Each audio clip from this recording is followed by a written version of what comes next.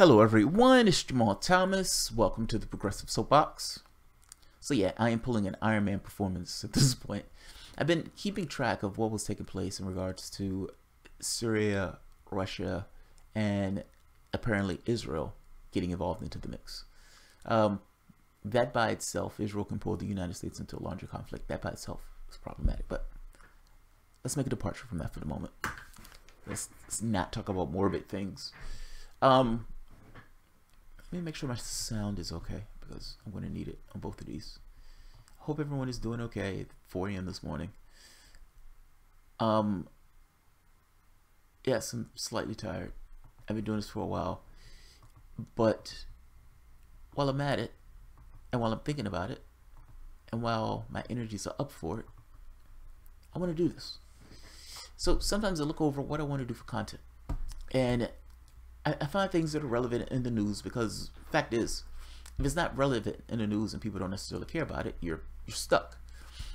I find that I've been incentivized to do certain content that is at the very least newsworthy. That aggravates me. Now, the reason that aggravates me is, look, I like freedom.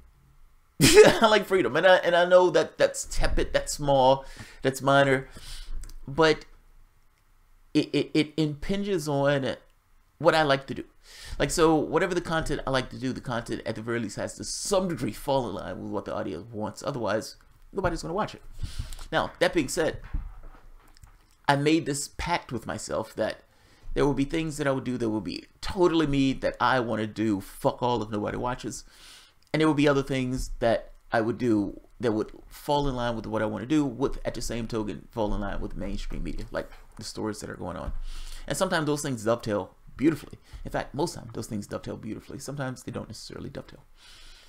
Now, I say that to say, when I am giving media on this front, I want to be able to give not just what's going on in the news, but also how I got my workable point of view. And what I mean by that is, when I'm covering the news, I'm saying, okay, this is what's taking place. This is how this looks from a humanitarian perspective. Meaning, if I'm coming at this from a humanistic standpoint, what does this look like? Why do I think this way about it? How do I feel about it? What's the potential consequences? What's the larger context? Like, when I'm doing that, I realize that there's some value in showing how you got to that point. Like, what's the thing that got you to be you in the way that you look at the world? That's not necessarily a, hey, this is what's going on. That's a, this is how I ended up weighing things in the way that I ended up weighing things. What is your workable point of view? Why do you have that workable point of view? And what do you mean by workable point of view? I mean, the way you look at the world and the way you weigh events and the way you come to some decision on what those events mean. That's your point of view. That's your workable point of view.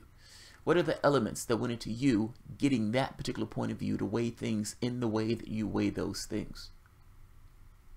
What is it? How? I want to show how I got to that point.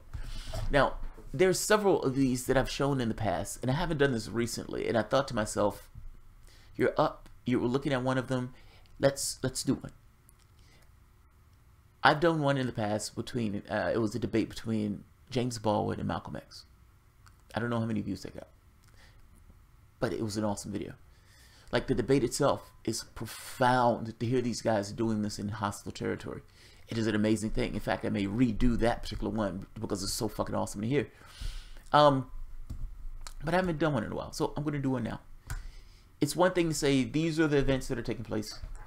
Here's how I got to how my viewpoint gets on this. So I was going to do one with Chris Hedges and Noam Chomsky, but there's one better. Howard Zinn. Howard Zinn is going to give a deconstruction of the 3 holy wars in America's iconography. This speech is amazing. I've heard the speech, I think it was several years ago, and listen to how he deconstructs this, because it's fascinating. You would never hear this anywhere else. You would never hear this anywhere else. But what he's saying is completely rational and it makes perfect sense, especially when you're looking at it from the point of view to which he's looking at it. Making the case that point of view is not specific. There's not one. They're objective and they're relative to one another. what is the angle that you're looking at? What is the thing that you're observing, and how are you weighing those events? Listen to how he breaks this down. I find this an amazing thing. I want to use him as my first one in this type of series of videos because Howard Zinn is just fucking amazing. Howard Zinn, this one is slightly long, so I'm going to try not to intervene too much into what he's saying. But of course, I'm going to inject when he hits something that just rah-rah. So let's let Howard Zinn do his thing in an affable way in which he does his thing. It's about 3 holy wars. That's my sort of, in my title, in my head, that's my title of this talk. Although it's not a very formal talk, but 3 holy wars. What does that mean? I'm not talking about religious wars. I'm talking about the 3 wars in American history that are sacrosanct. The 3 wars that you cannot say anything bad about. The Revolutionary War, the Civil War, World War II. Ever hear anybody say anything bad about the Founding Fathers? About the Civil War? About the Good War, World War? No, it's very, very, very hard in our culture to be critical in any way of these wars. Oh, you can be critical of other wars. And there's sort of an acceptance of the fact, oh, this was a bad one. This was a bad one. But no, the Revolutionary War, the Civil War. So I thought, yeah, I thought it was very important to look very critically and carefully at these 3 idealized wars. I guess the word idealized gives me away. Yeah, 3 romanticized wars. Important to be willing to at least raise the question. It's not that I'm going to immediately denounce these 3 wars. Well, maybe. No, well, I don't know how to characterize what I will say about them. But I think it is important at least to raise the possibility that you can criticize something which everybody has accepted as uncriticizable. I mean, that's what we're supposed to be thinking people. We're supposed to be able to question anything. I just heard Barbara Ehrenreich question God, and I didn't hear an answer. I'd like to hear an interview between them, which Matt can publish in the Progressive.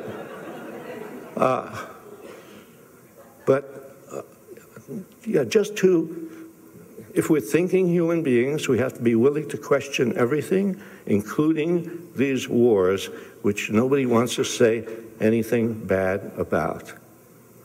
And so that's what I'm going to just start to do, because it's a very big topic, and I only have a little bit of time, and I've been warned about time. They have a guy here who warns you, and he's a very tough-looking guy. And he warns you about time. So I only have a bit of time, just enough to introduce a few ideas, just to think about, okay?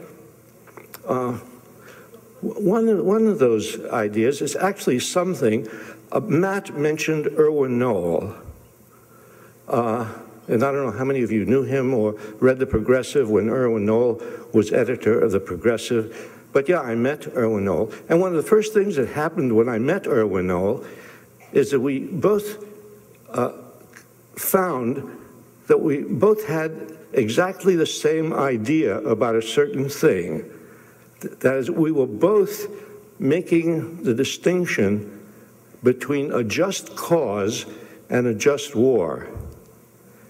That is, there are things that happen in the world that are bad and that you want to do something about.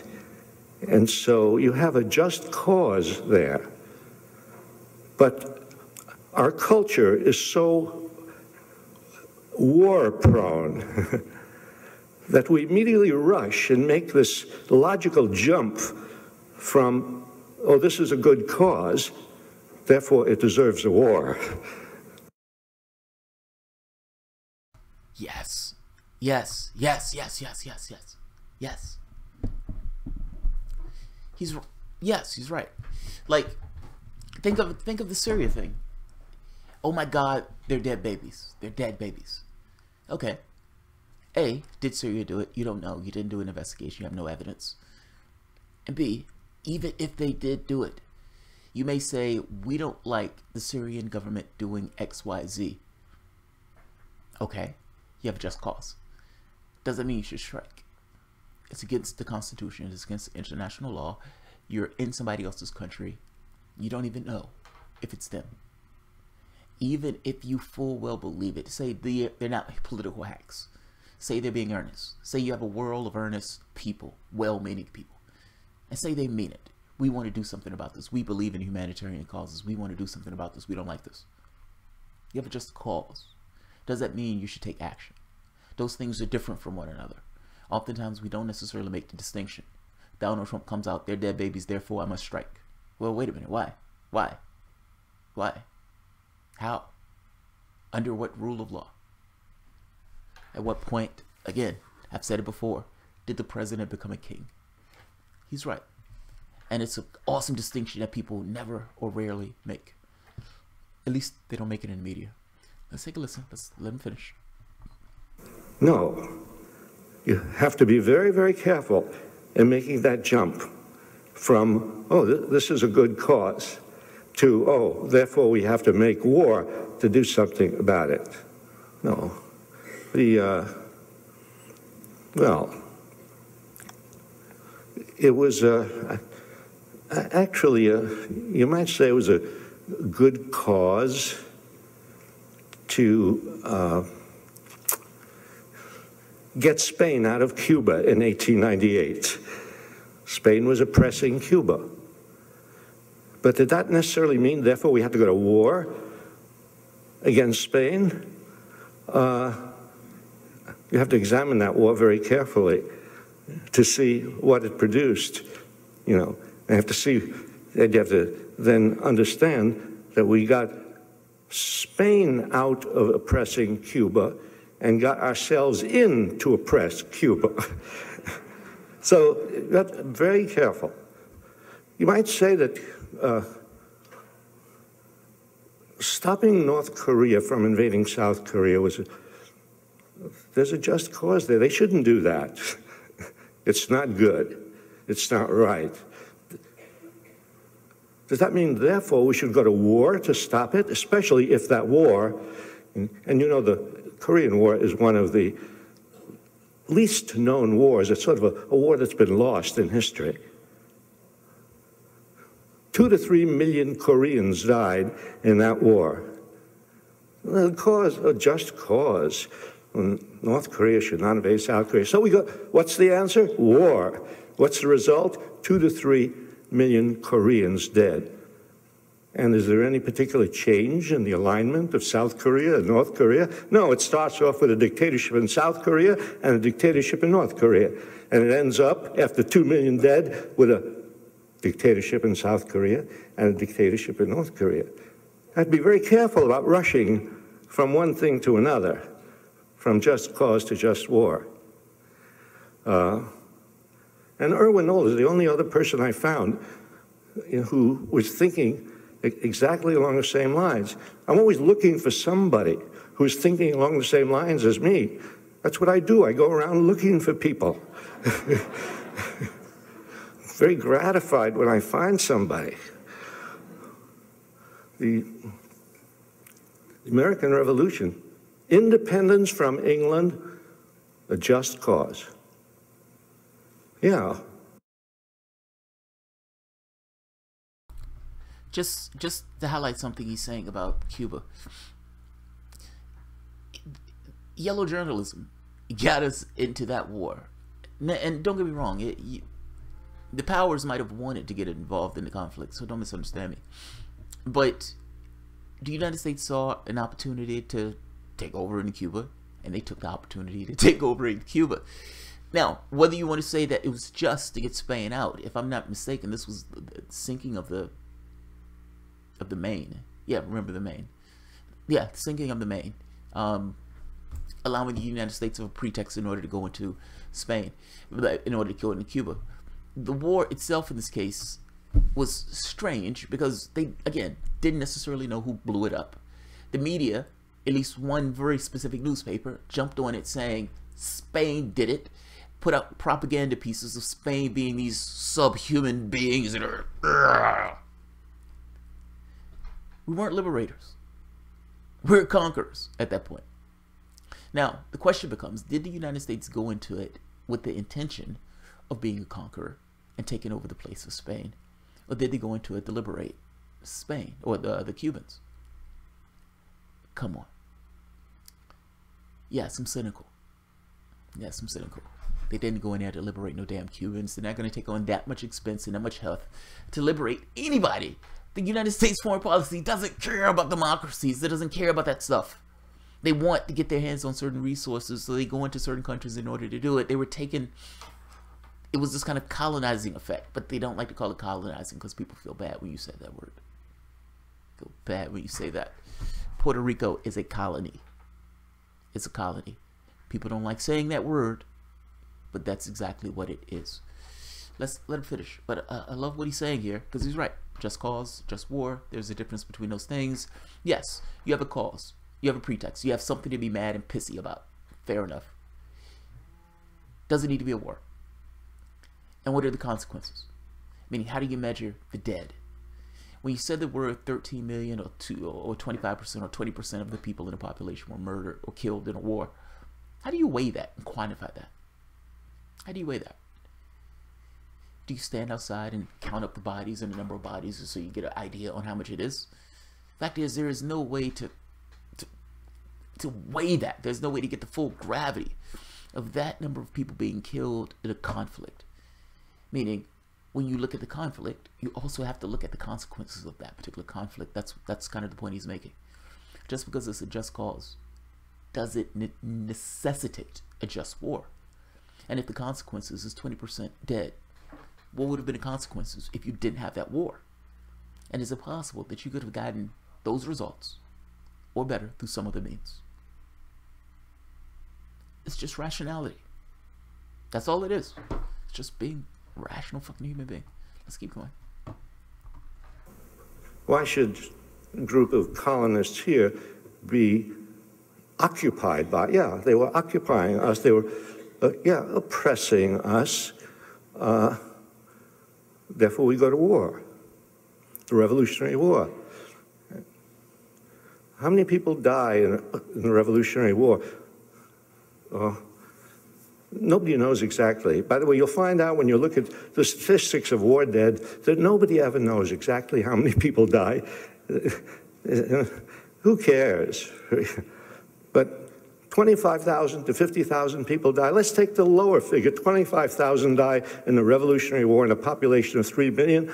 That would be equivalent today to 2.5 million people dying in a war to get England off our backs. Well, you might consider that worth it, or you might not. Canada is independent of England.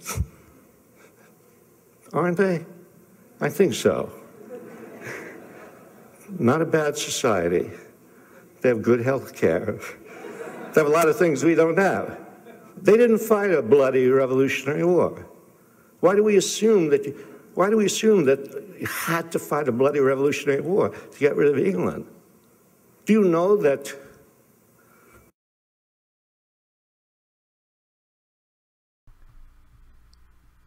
listen to what he's asking. Like, what he's asking is profound. I found it to be profound. I don't know if anybody else. The first time I saw this, I sat there and said, fuck, he's right. I've never asked that question.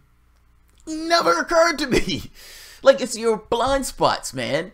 When we say that people have a certain workable point of view, like that gets on media and everything else, so it's like you don't necessarily have to force them in that way. You hired them to be that way because they were exactly that way. So when they get out there and parrot something, you know exactly what they're going to say.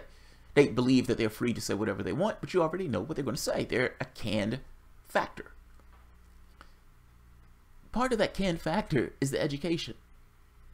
You're born up in a society, you're born up in a culture. There's certain iconography, there's certain beliefs, there's certain ideas that you take and you put into you, and you just walk around with them not even realizing that you've put something into you. I've never asked that question. I've never asked that question. I am curious as I am a curious SOB. And it never occurred to me to say, well, wait a minute, did we actually need to have a revolutionary war? It seems so trivial of a question to ask, and yet I found the question profound. I found the question profound. I found it mind-blowing. Like, wait a minute, he's right. He's right. Australia, did Australia have a war? I don't think Australia had a war. Canada didn't have a war. Some of the other British colonies, I don't think those places had wars. Was there another way to do this? As opposed to all those people dying. And then you start thinking, what would have been the consequences of that? Well, he's going to tell you. He's going to talk about it. But you don't even get to that part until you can even challenge the first part of, was this necessary? And like I said, that is a question I have never asked. No one has ever asked me. I've never engaged in conversation on. This was a blank spot until Howard Zinn just said it in my life. Let's keep going. I always start off saying, do you know? Because I figure people don't know this and they'll be gratified that I'm telling them this. That in the year before the first shots were fired, those famous shots were, the shot that was heard around the world, Lexington, Concord, April of 1775, the beginning of the Revolutionary War, that the year before that, farmers in western Massachusetts had driven the British government out of most of western Massachusetts without firing a shot. They had assembled by the thousands and thousands around courthouses, around official offices, and they just taken over, and they said goodbye to the British officials. It was a nonviolent revolution that took place. But then came Lexington and Concord, and the revolution became violent, and then the revolution was taken over, not by the farmers, taken over by the founding fathers. Farmers were rather poor. The founding fathers were rather rich. The Revolutionary War is not as simple as it first seems, Oh, independence from England, good. Not that simple. Who actually gained from that victory over England? There were people who gained, no question about that. But it's very important to ask, especially if you're considering a war or evaluating a war, who gained what? And differentiate among the different parts of the population about who benefited from a certain policy. That's one thing we're not accustomed to in this country, because we don't think in class terms. We think, oh, we all have the same interest. We all have the same interest, independence from England. We did not have all the same interest. Yes! Yes! The thing in my head beeps. Yes, yes, yes. All these neurons fired. Yes, we don't all have the same interests. Like the iconography that they use. The stuff is gamesmanship, is theater. They do this to try to get you to feel patriotic, to get you to feel something, some connection to a landmass. We're human beings. We can be empathetic. We can be interactive with one another. But they do this to make it feel like, or seem like, all of us are pulling in the same direction and all of us have the same interests. We do not have the same interests. There are classes. There's some classes that do magnificent off the backs of other classes. He's making the point that even in the beginnings, there were some that gained magnificently while others did not.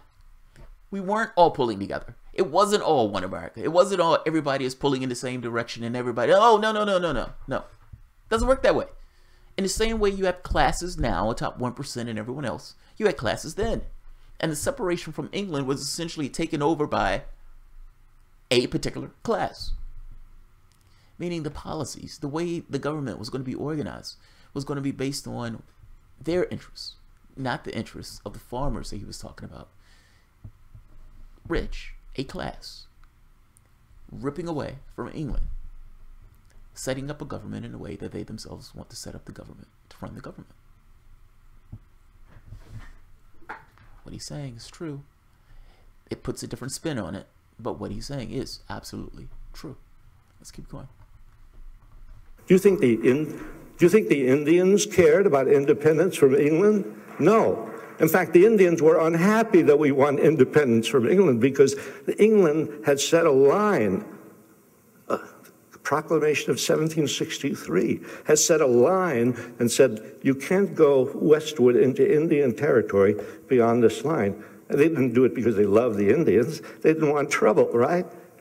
When Britain was defeated in the Revolutionary War, that line was eliminated. And now the way was open for the colonists to move westward across the continent, which they did for the next 100 years, committing massacres and making sure that they destroyed Indian civilization. So you're going to say, you know, when you look at the American Revolution, hey, there's a factor you have to take into consideration. The Indians, no, didn't benefit. Did blacks benefit from the Revolution? Slavery was there before, slavery was there after. No, we remained a slave society after the Revolution. Not only that, we wrote slavery into the Constitution. We legitimized it. What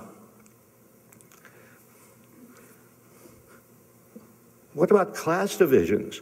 Why do we assume, well, aside from blacks and slaves and Indians, what about just ordinary, let's say, white farmers? Did they have the same interest in the Revolution as John Hancock or Gouverneur Morris or Rich or Madison or Jefferson or the slave owners or the bondholders? Not really.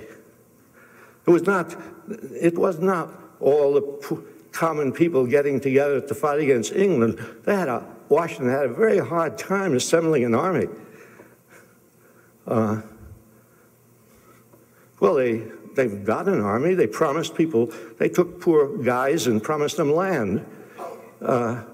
They browbeat people, and oh yes, and of course they inspired people. Well, let's have the Declaration of Independence. Wow, this is what we're fighting for.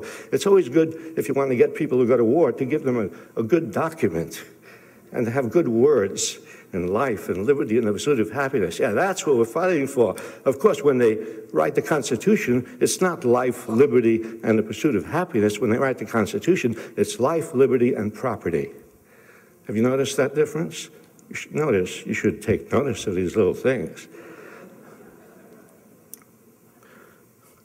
There were class divisions. When you assess and evaluate a war, when you assess and evaluate any policy, you have to ask who gets what. And out of this policy, it's not, oh, the same for all of us. Oh, we're going to raise taxes. On whom? On which part of the population? We're going to spend money. On whom? For? No. And what about the revolution? Is there a class division there in the benefits of the revolution? And oh, yes. We were a class society from the beginning. American society started off as a society of rich and poor, of people with enormous grants of land and people with no land. And there were riots. There were bread riots in Boston and flour riots. And there were rebellions all over the colonies of poor against rich, of tenants breaking into jails to release people who were imprisoned there for non-payment of debt. There was class conflict. We try to pretend in this country we're all one big happy family. We're not. And so when you look at the American Revolution, you have to look at it in terms of class. Do you know that in the, again, my air of superiority, did you know what I know? Well, I know you know things that I don't know, but I may as well take advantage of what I know to lord it over everybody else. Do you know that there were mutinies in the Revolutionary Army by the privates against the officers? I ask you, do you know? Because when I studied the American Revolution, and I studied American history, and I'm talking about not just in elementary school, I went to graduate school. I want you to know that. I got a PhD in history. Really. Did I ever learn in my whole undergraduate, graduate education, did I ever learn about mutinies in the Revolutionary Army? No. Well, there's a lot I didn't learn. When I got out of school, I began to learn things. That's when you begin to learn, right? You go to the library. There's nothing like a library. And there were mutinies of ordinary soldiers who saw the way the officers were treated. The officers were getting fine clothes and good food and high pay, and the privates were, well, you saw Valley Forge and no shoes and bad clothes, and they weren't getting paid. They mutinied, thousands of them, and not just 5 or 10, thousands of soldiers mutinied. So many, the mutiny in the Pennsylvania line, as it was called, George Washington worried about this. It was too much to handle. He couldn't put this down. So he made compromises with them. But later, when there was a smaller mutiny in the New Jersey line, not with thousands, but maybe with hundreds, Washington said, execute the leaders. And they took out a number of the mutineers, and they were executed by their fellow mutineers by order of the officers. I tell you this just to indicate that the American Revolution was not a simple affair of all of us against all of them, and not everybody thought that they would benefit from the revolution. And sure, it was a benefit to be freed from England, but in proportion to population, 2.5 million people die, right?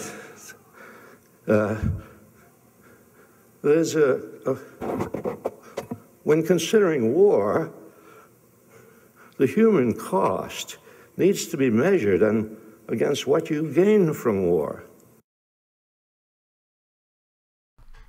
When I do the show, and I'm continuously kind of making this point, like, they need to prove their case. They need to prove their case. And even if they do prove their case, what should be the consequences of what you're talking about?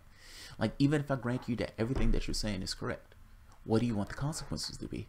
And if that consequence is some kind of escalation, well, it needs to be worth it. It needs to be worth it. When we're looking back at wars, and we're looking even like Iraq and Libya and all these other places, the reason I bring up what ended up happening is because I want to make real plain the human cost. These guys continuously use humanitarian reasons to say we need to go in to drop a lot of bombs to save people. And he's like, but wait a minute, you understand that you dropping those bombs is also going to be killing and murdering civilians? Yes, I know that, but those are American bombs, and an American bomb is better than a terrorist's knife. No, it's not. A bomb is a bomb is a bomb.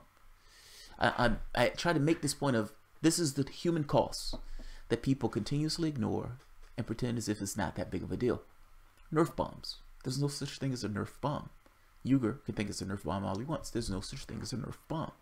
If that bomb hits, it's landing somewhere. And if it's landing in somebody's country, that country is going to have a perspective of you dropping a bomb in their country. It doesn't matter where it goes. I mean, come on. Nerf bomb. What's the cost? Is that not a fair question? What's the cost? He's asking, what's the cost in these other wars? I tend to ask, what is the cost in these wars that we are partaking upon now? If you're killing 90% civilians, that's a problem. You're just murdering civilians at that point. And is that the objective? Is that what you want to do? That's what I ask. That's why I asked that question. It's not so much that I love the people who are on the other side of that. It's that I have this clear idea in my head of what is the consequence going to be based upon the actions that you want to take, or based upon the direction you seem to be going. What is the human cost? What has the human cost been? Meaning, You can see it. Libya and Iraq are clear cases. You can see it. So what do you expect the human cost going to be in another situation that is emblematic of the prior two cases? He's right. They ignore the human cost, but that is the thing that people should be talking about. And on both sides of that ledger, problems arise because when you think about the human cost, generally it's an abstraction. Oh, so many and so many people died. It's a number. You give it a number. World War II, 400,000 died. Civil War, 600,000. The World War II, 50 million people died in World War II. Yeah. But it becomes, what does that mean in human terms?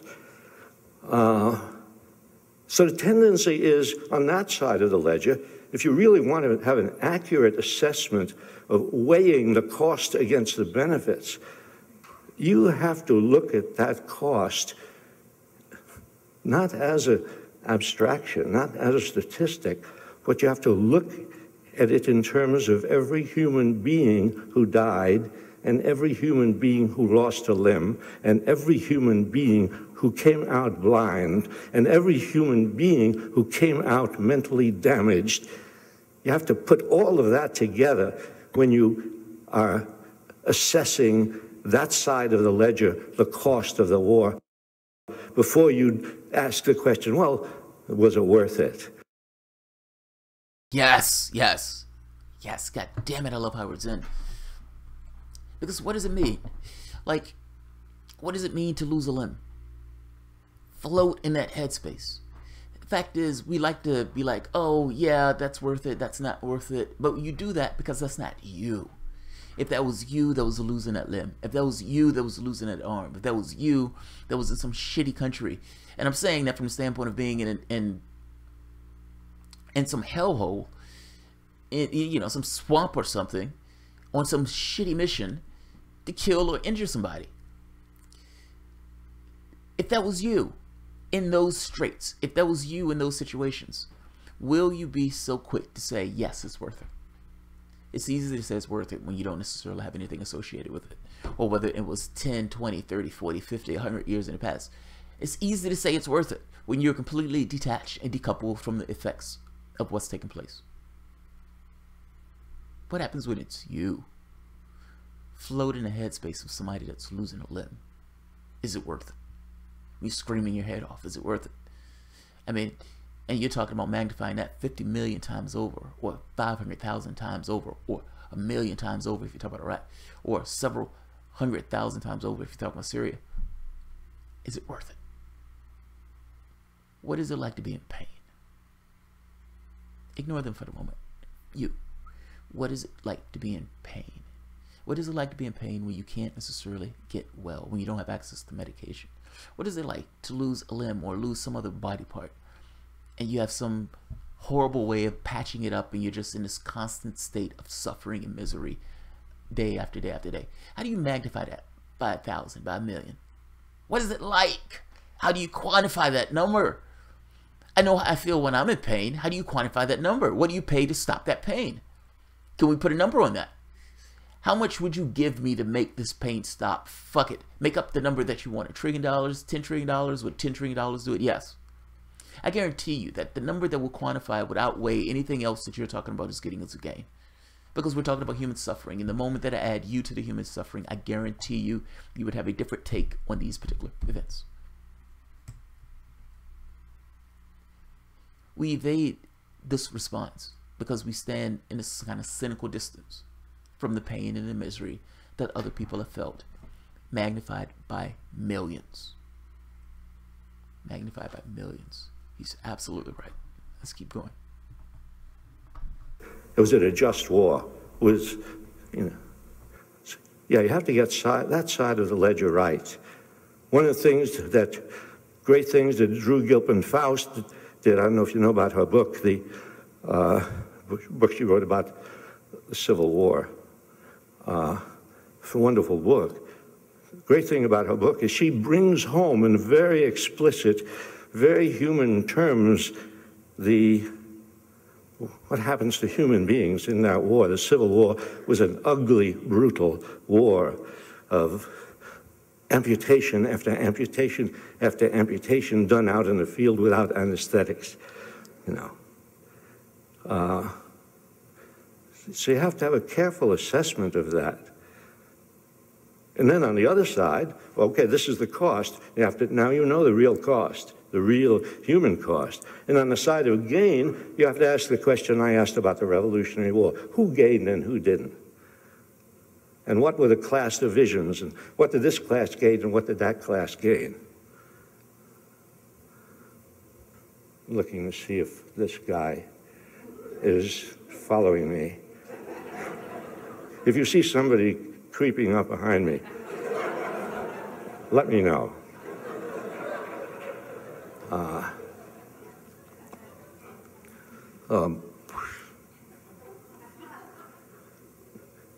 In the Civil War, again, we learn about the Civil War, North versus South, the blue versus the gray, battles, Antietam and Gettysburg.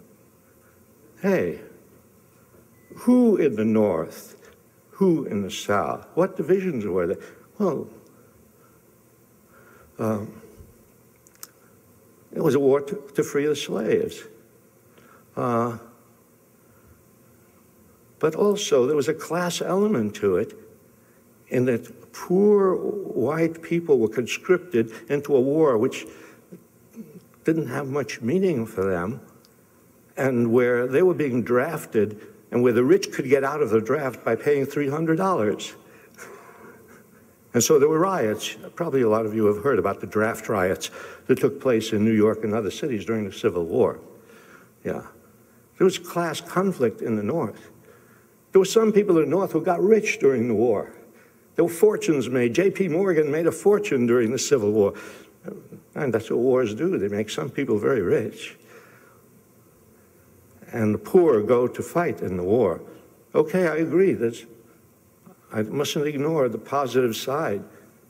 And I'm going to come back to that about, yeah, emancipation, freeing the slaves. That's no small matter. That's a big thing on that side of the ledger. But let's say one more thing about class conflict in the Confederacy. There was class conflict in the Confederacy. Most whites were not slave owners. Maybe 1 out of 6 whites was a slave owner. Whites were not slave owners. Whites were poor jokers fighting in this war for what?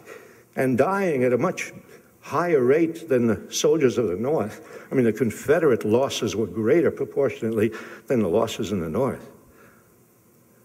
And as the mayhem went on, as the bloodshed magnified, their families back home were starving because the plantation owners were growing cotton instead of food. And so the wives and the daughters and the girlfriends and the sisters, and they began to riot. They rioted in Georgia and Alabama. They rioted in protest against the fact that their sons and husbands were dying at the front while the plantation owners were getting rich. Huge desertions in the Confederate Army. This class thing had to be examined. But let me come back to the great positive thing that happened out of the Civil War. The emancipation of the slaves. Except that it was not totally an emancipation. Yes, in a certain sense it was, in another sense it wasn't. Now that's important, because if you're going to lose 600,000 dead in the Civil War, which is equivalent proportion of population to 5 million dead today, imagine a war in which we wage on our soil, state against state, in which 5 million people die. Well, maybe it's worth it if you really the result is to free 4 million black people, bring them into freedom. Well, they weren't exactly brought into freedom. They were brought into semi-slavery. They were betrayed by the politicians and the financiers of the North. They were given promises and promises. But sure, they were no longer technically slaves, but they were left without resources. They were really left at the mercy of the same plantation owners who had owned them as slaves, and now they were serfs. Now they were tenant farmers.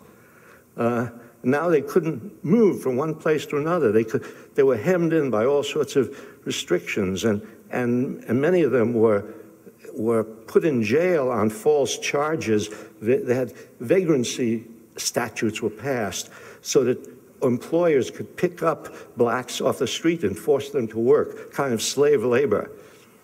I say all this just to indicate that, well, that business of, well, it may have been okay for 600,000 people to die because we ended slavery. Not quite. It's possible that slavery could have been ended another way without 600,000 dead. That's something we don't think of. Just like we don't think of, could we have won independence from England without a bloody war? As I watch this, I think to myself, context. It's context. Like, when we think back to the war, we think North versus South. We think slavery, you know, there's a war to end slavery, et cetera, et cetera. Very rarely, I don't think I've ever heard anyone ask, could we have accomplished the same goals without a war? Same thing with the Revolutionary War. I've never heard anyone ask, could we have accomplished the same objectives without a war? He's right. He's right. I mean, that point of view, that basic point of view of just cause, just war. And to some degree, it's almost like it's banged into us at an early age with these particular wars. Not to mention World War II. World War I is different. That's more considered like a calamity of sorts. But the other wars have been considered just. And the moment you go with this pretext of there are just wars, then there are just wars. Not just in the past, but there could be just wars in the future. The question, do we need to do this to accomplish those results? And based on prior history, have those results been what we thought those results were going to be when we enter into that war? Should we use that as a guiding post when we're looking at our affairs coming up ahead of us? The answer is yes. Let's let him finish. He's right. It's amazing. The thing about bloody wars, the thing about winning something with violence, is that is controlled from the top. It's not a people's war. Neither the Civil War nor the Revolutionary War, not a people's war. There are people at the top. They're the ones who gain the most, out of this situation. And so you have to ask the question, yes, could slavery have been ended another way? There are other countries in the Western Hemisphere that ended slavery without a bloody civil war. Still have a green light.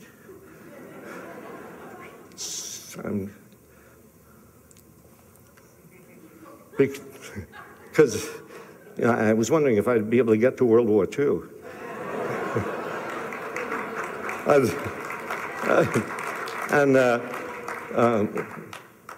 Which I volunteered to be in. Maybe you know that.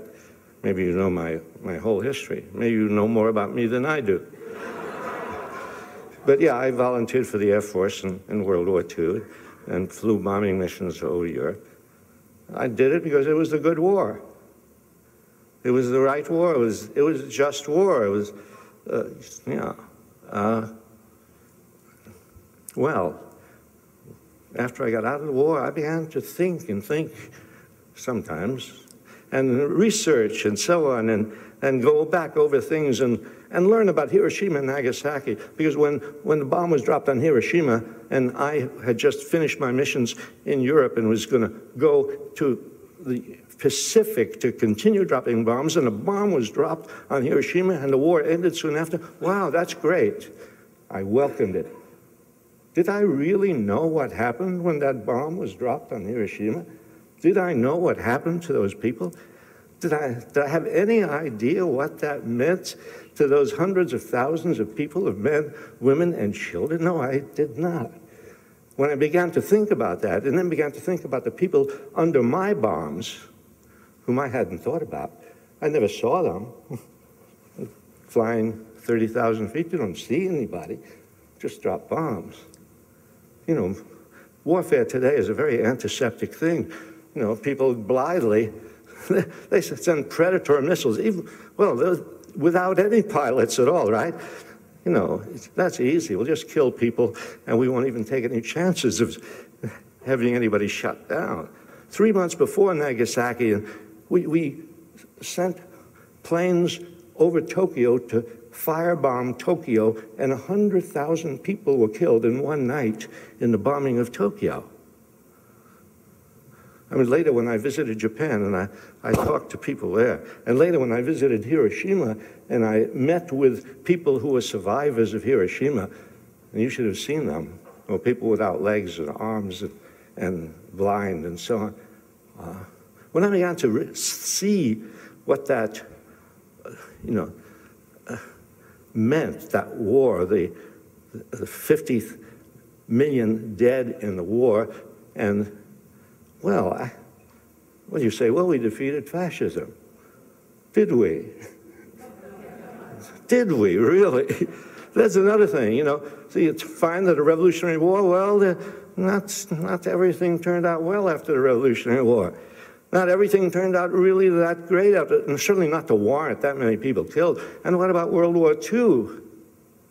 50 million people dead, and oh, sure, you got rid of Hitler, you got rid of the Japanese military machine and Mussolini, but did you get rid of fascism in the world? Did you get rid of militarism? Did you get rid of racism? Did you get rid of war? We've had war after war after war. What did those 50 million people die for? We have to rethink this question of war and come to the conclusion. I think the guy who's monitoring this has fallen asleep. And believe me, I am not going to wake him.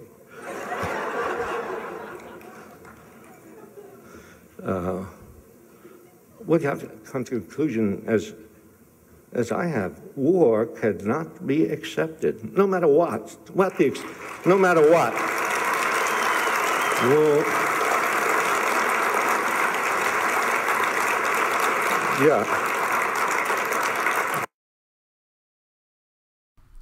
I gotta be honest. I know what he's getting at.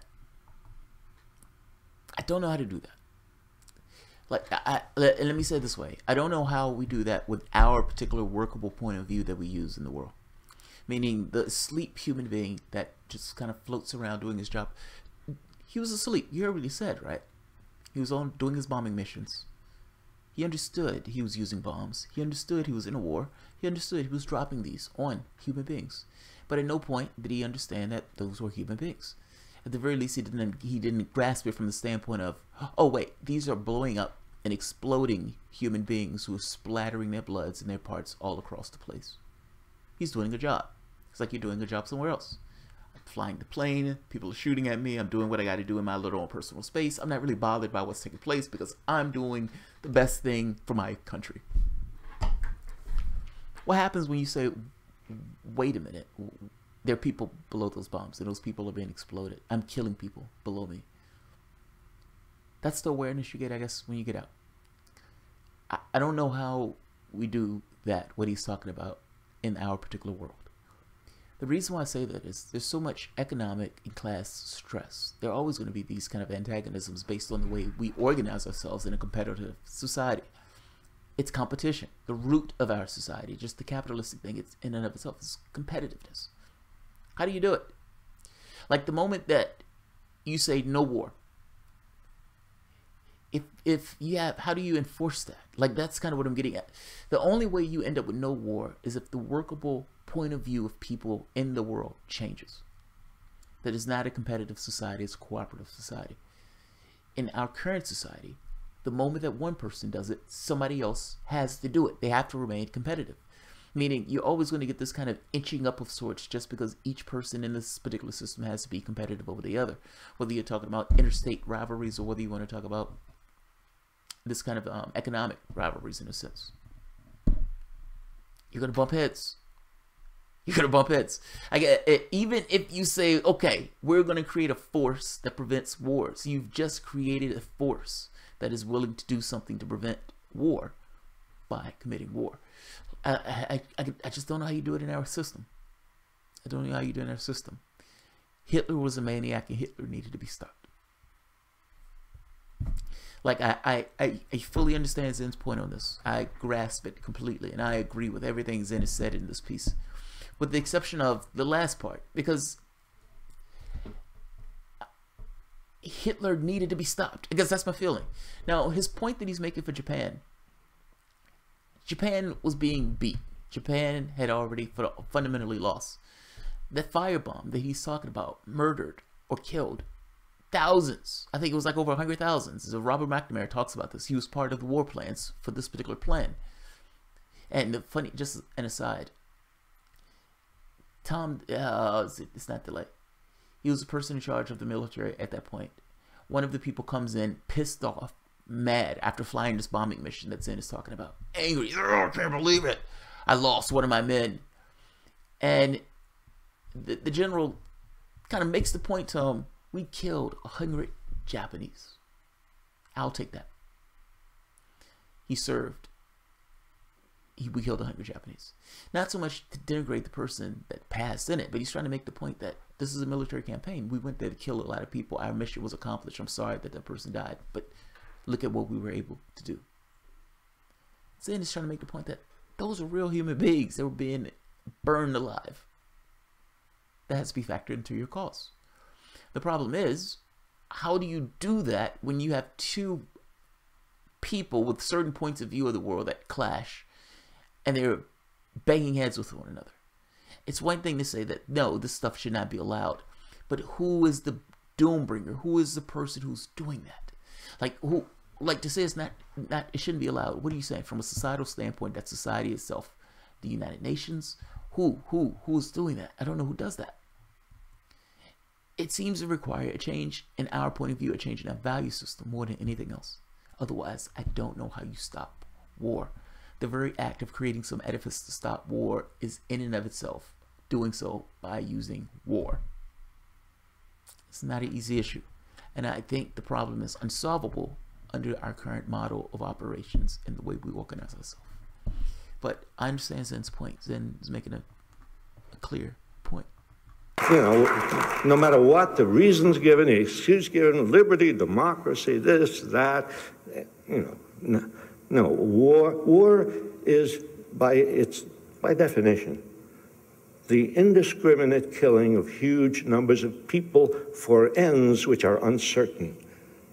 If you think about means and ends, you think about that ethical proposition and apply it to war, the means are horrible, certainly. The end is uncertain. That alone should make you hesitate. And then, of course, people always ask the question, this question has always been asked of me, and so I'm going to preempt your asking it, even in your head. Yeah, but what else were we to do? This is what people ask. What else are we to do about this, about that, about independence from England, about slavery? And, you know. By the way, an interesting thing about slavery, John Brown wanted to free the slaves. This was a year before the Civil War, right? He tries to start, wasn't very good at it, but he tried to start a slave insurrection and hoping that would, you know, it would spread and spread and spread. Maybe they'd end slavery that way. He's executed by the government of the United States and the state of Virginia for using such violence. The next year, they start a war, which ends up with 600,000 dead, and everybody is celebrating that slavery is ended in that way. Well, yeah, just one point I want to make. This is the question that says, what else would you do? And they say, what else? Yeah, but Hitler, you had to do something. Something about Hitler. I agree, you have to do something about all these things. You have to do something about winning independence if you're oppressed. You have to do something about slavery if there's slavery. You have to do something about fascism. You have to do something about all these things. but you don't have to do war. You have to, if we have any brains, I don't know if we do, but we are supposed to be smart. We are smart in so many ways. Surely we should be able to understand that in between war and passivity, there are 1,000 possibilities. You see.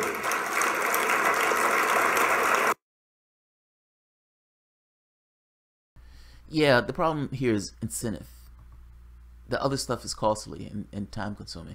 Like, think of the way we do criminal justice. We say, oh my God, there's a problem with criminal justice. There's a rise in crime. Okay, there's a rise in crime. Why is there a rise in crime?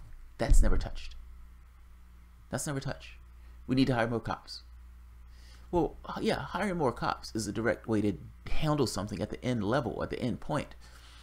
At its worst point. It's almost like an emergency point at that point. You've broken a leg. But what about dealing with the issue in the first place to prevent that person from needing the cop in the first place? Like, what is the thing that's going on in your society? What is I find these things to be somewhat technical questions. These things require analysis and societal, looking at your society and how that society functions.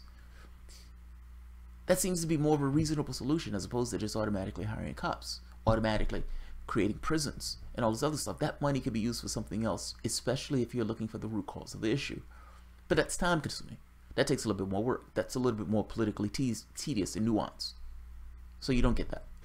More cops. Short, direct. The public understands it. The public goes with it. International politics is no different. It's no different. You have the United States. What? 1% of the public itself is in the military. The president makes his determinations on what he wants to do. Congress doesn't get involved in the process. The one thing that the United States has a lot of is bombs and bullets and guns. It has bases all across the world. And so something takes place, we use military force. We punish, which is amazing since we don't have the moral high ground in this. We threaten, we bully. We break international law whenever we want to break international law. We have a bunch of allies or lapdogs, Britain included, that go along with us. That's what we do. Be honest, that's what we do. That's easy. That's cheap. And I'm saying cheap from the standpoint of actually trying to find a solution, actually trying to find workable solutions to these things.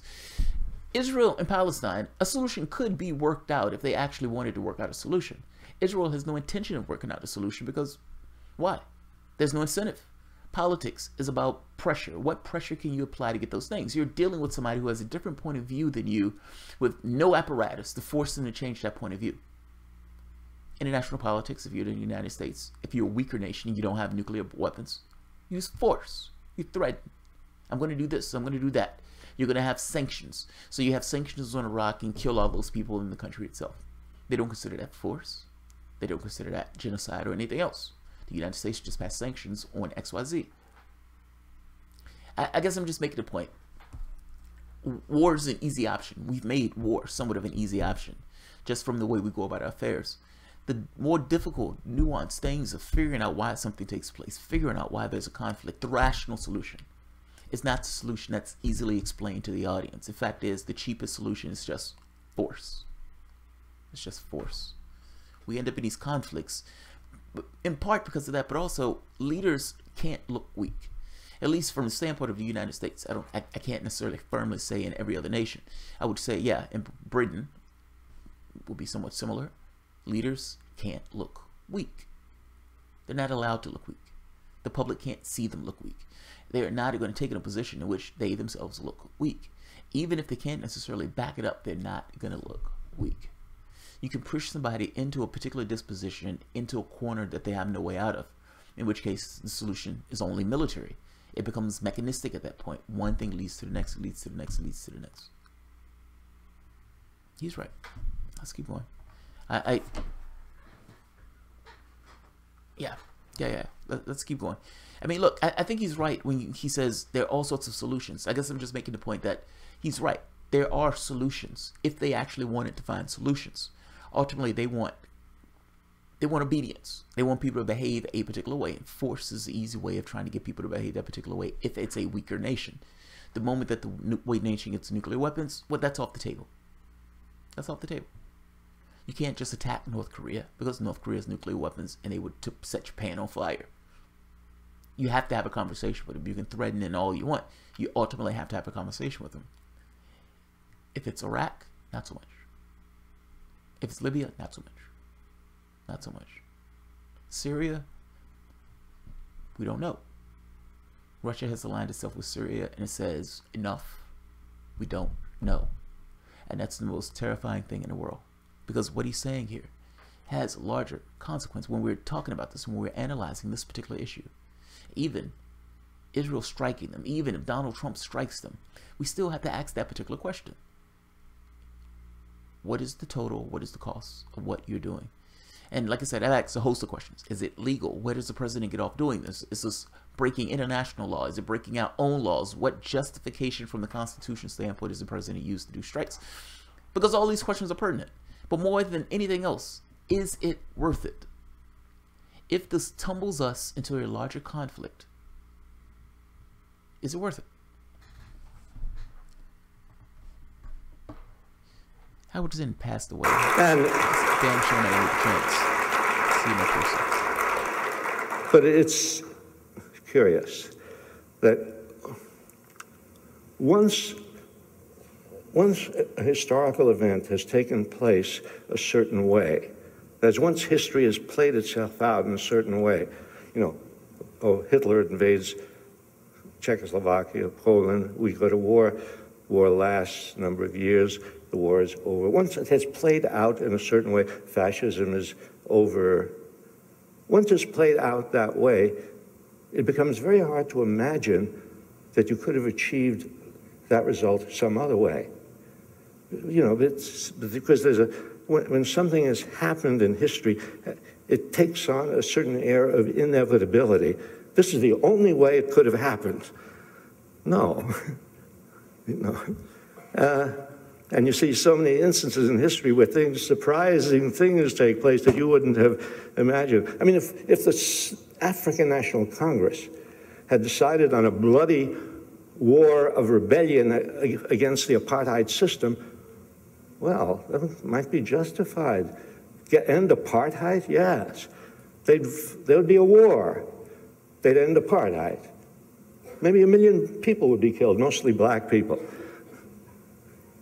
And if it happened that way, then you would say, well, I guess it was the only way it could have been done. Apartheid ended because the African National Congress decided, no, we don't want that. We're going to do it another way. We're not going to be passive. We're going to fight back in various ways. We're going to have strikes. We're going to have all sorts of things. We're going to have economic pressure. We're going to do all sorts of things to bring down this regime little by little, to erode its power. Yeah, but we're not going to have a bloody war in which we are going to be the victims, mostly. Anyway,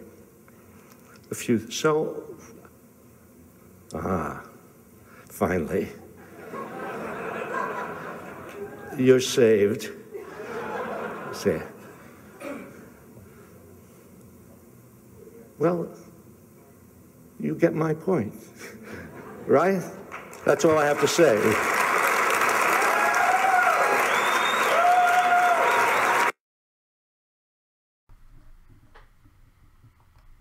I really wish I would have had the chance to see him in person.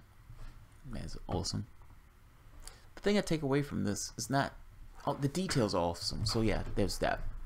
But it's the point of view. I love this point of view. Let's see.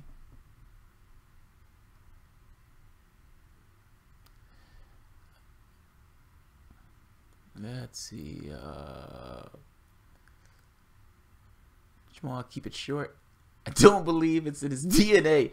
No, there was no way for this one to be short. This video was like 30-something minutes long. That's what it is. It's just, yeah, there was no way. Breaking news from an hour ago. Jamal is going to keep this short. Breaking news. Let's keep going. Yeah, that's funny.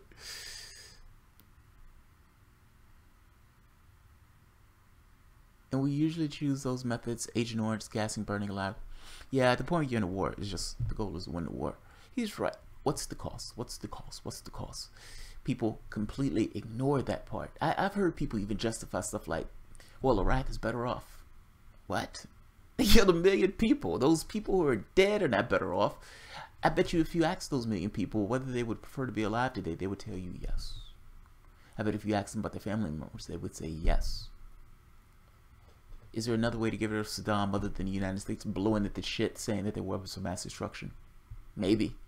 But it's none of our business to do so. So yeah. Alright. I'm not going to keep this way long. Well, I'm not going to keep going long, I said that way.